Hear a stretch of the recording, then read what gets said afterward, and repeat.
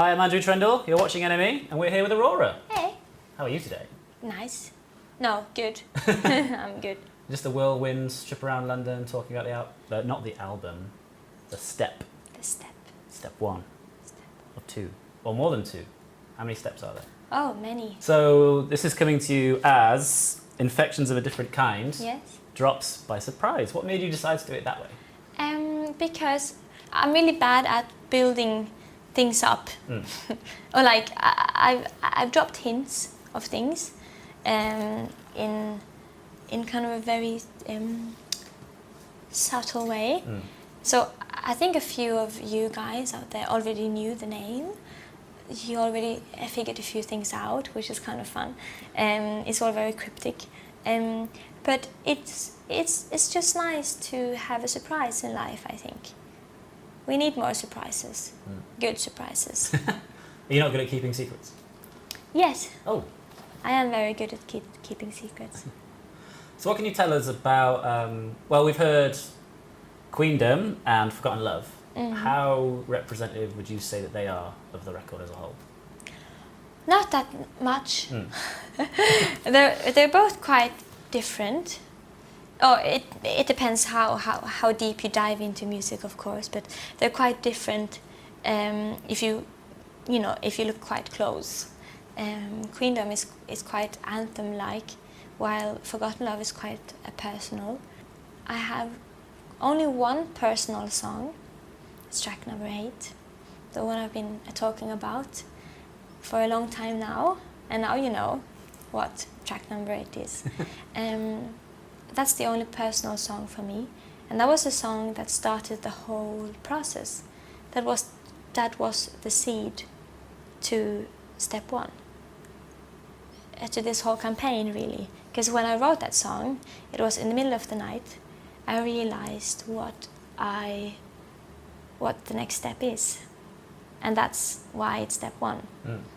Because it's kind of a part of a whole process which you have to go through first before you can do anything else, I mean. Yeah. So you can say that step 2 is going to kind of bring some kind of closure to step 1.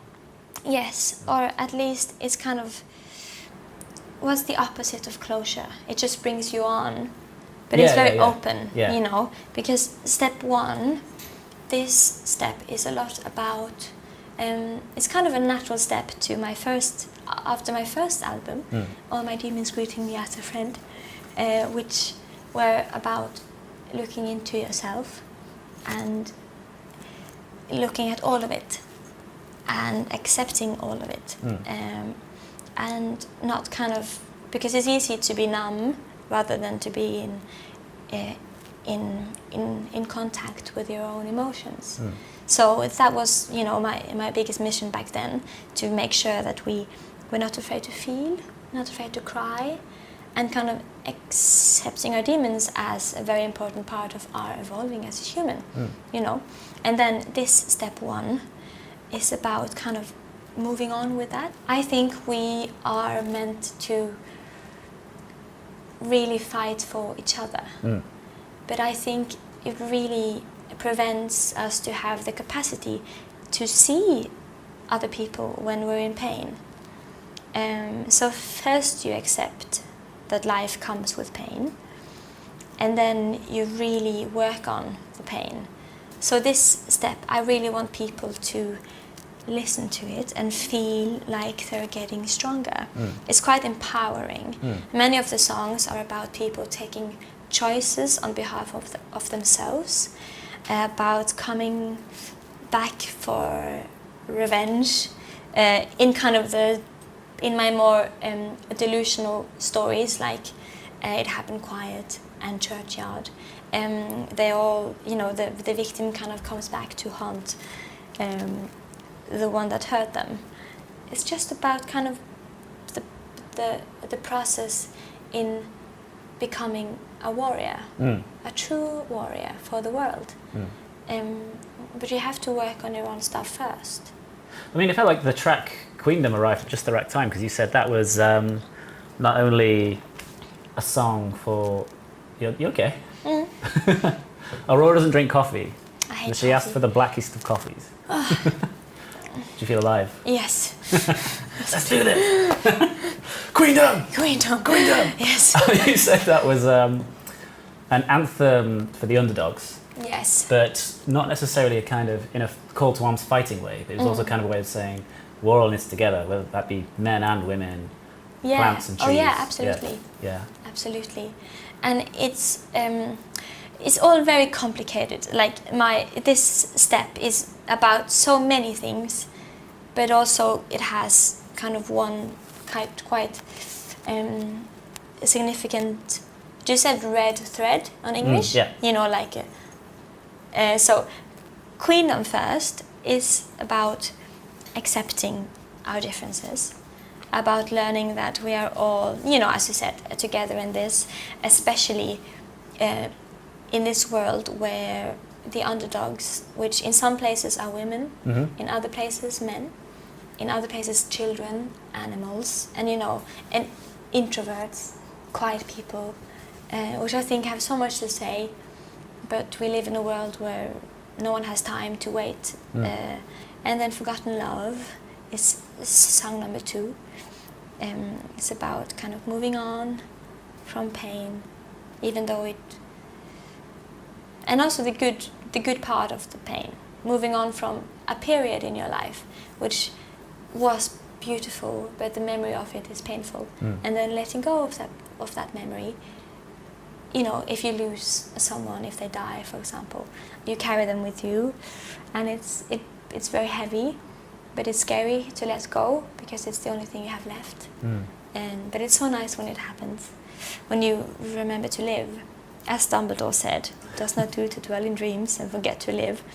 Favorite dude, Mr. Dumbledore. And then you have, you know, A Gentle Earthquake. All the songs have their own story, and it's so nice I'm so excited to see what people find in them, because they can mean quite many things. For me, it changes all the time what I get out of the songs, but it's very much about accepting that you can be a warrior, even though the world might put a box around you which is labeled kind of not the alpha. Yeah. And it must feel, do you feel like your music's doing that because your fans are a very dedicated type of people, very intensely dedicated kind of people? I attract my own kind. Yeah, I've used the word tribe.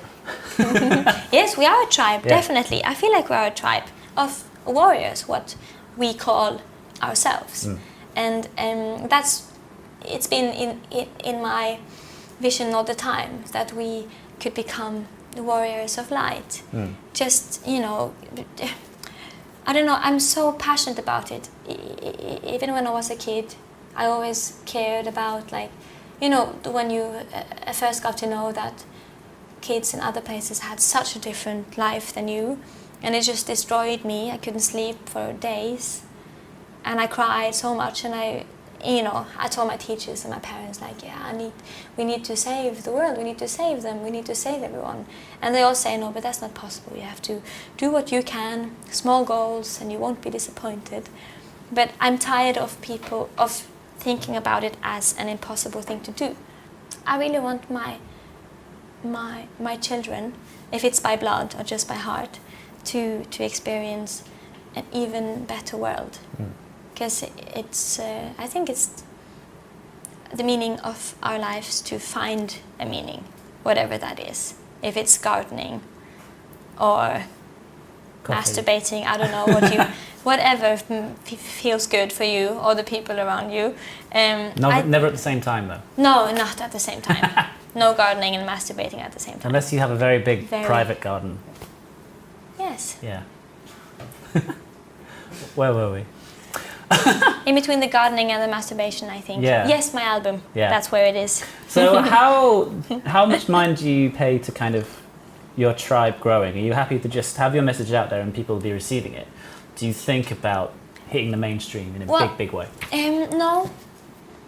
Well, yes, I guess I do. I hate being famous. I'm not famous, but I hate being a bit known in certain days. I'm really bad with it. and I just stay inside my apartment. Yeah. And I play computer games or read a book or something, I don't know. So it's weird that I keep on working for something that I'm quite uncomfortable with.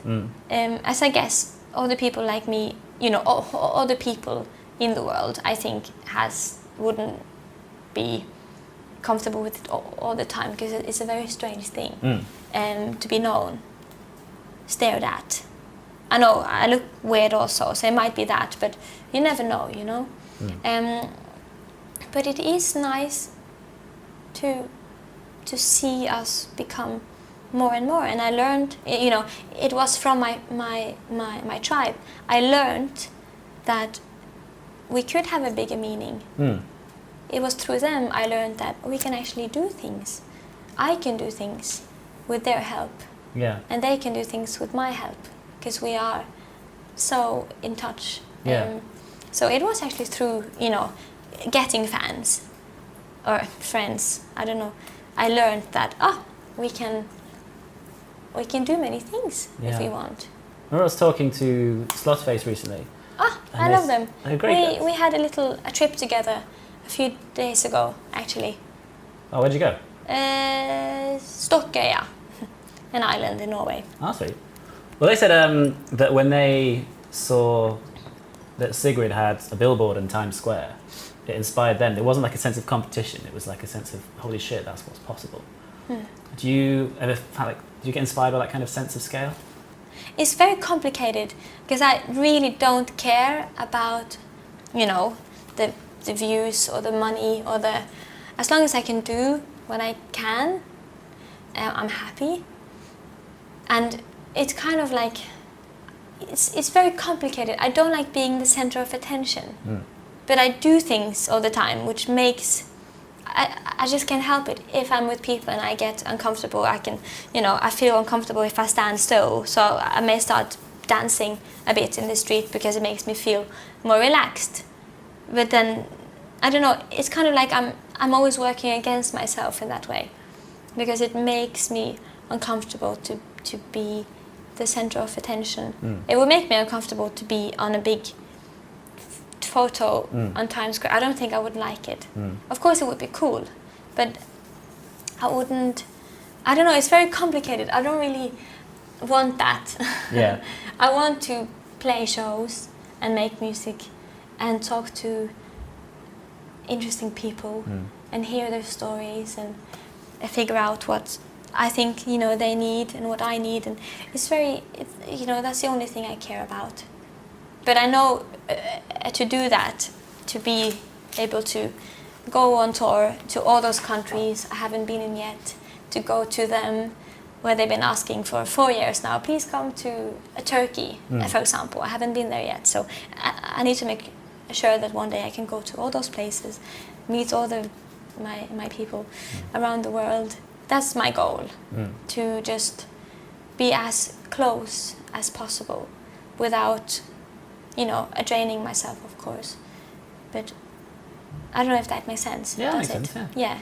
And what are you planning for this tour? Because your live shows are pretty dramatic. What are you planning to kind of do to shake up this tour from the last tour?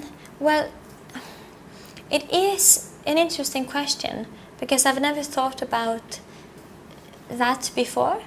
You know, I just love going crazy and letting go and crying together with, you know, the people in the room and all of those stuff. It's very lovely. I feel so human and also so disconnected from myself when I'm on the stage. But I'm bringing some dancers. I have some girls. They are so beautiful. They're so talented and grateful and kind and funny. They're everything a woman should be, all of them. And I'm so honored to have them with me. And because I want the change to be organic. And when do you sense we might be able to expect step 2? Maybe next year. Maybe the year after. Like an organic, ever-evolving thing. It's not set in stone. No. Yeah. Amazing. Aurora, thank you so much for your time. Thank you for your time, mister. Cheers, guys. you.